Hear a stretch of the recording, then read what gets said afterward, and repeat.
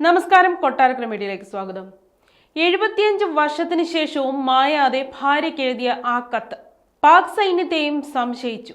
മഞ്ഞിന് താഴെ ഇനിയും 92 പേർ. എന്തിനും ഏതിനും ആഗോളതാപനത്തെ പഴിക്കുന്ന രീതി വർദ്ധിച്ചു വരികയാണ്. എന്നാൽ ഇവിടെ പറയാൻ ശ്രമിക്കുന്നത് താപനത്തിന്റെ ഒരു കാണാപ്പുറത്തെക്കുറിച്ചാണ്. ഹിമാലയത്തിൽ 5.5 പതിറ്റാണ്ട് മുമ്പുണ്ടായ വിമാന ദുരന്തത്തിന്റെ അവശിഷ്ടങ്ങളും മൃതദേഹങ്ങളും മഞ്ഞുപാളികളെ തുടച്ചുമാറ്റി പുറത്തു വന്ന വാർത്തയാണ് ഇതിന് ആധാരം. ആൽപ്സ് പർവ്വതനിരയിലെ മോണ്ട് ബ്ലാങ്ക് മഞ്ഞുമലയിൽ ഇടിച്ച് 1966 തകർന്നു വീണ എയർ ഇന്ത്യ വിമാനത്തിന്റെ അവശിഷ്ടങ്ങളും ഇപ്പോൾ ധാരാളമായി കണ്ടെടുക്കുന്നു. എന്താണ് ഇതിന് പിന്നിലെ ശാസ്ത്ര സത്യം?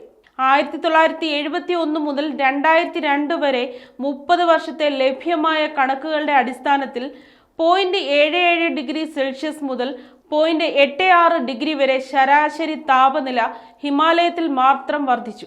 ആൽപ്സ് പർവ്വതനിരയിലെ മഞ്ഞും താപനം മൂലം ഉണ്ടാകുന്നു.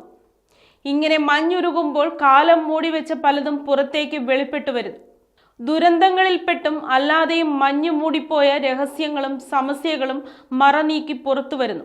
ഉയരമേറിയ പർവ്വതങ്ങളിൽ ആഗോള താപനത്തിൽ മഞ്ഞുരുകുന്നത് മൂലം ഹിമജല തടാകങ്ങളും മറ്റും രൂപപ്പെടുന്നതായാണ് കണ്ടെത്തൽ.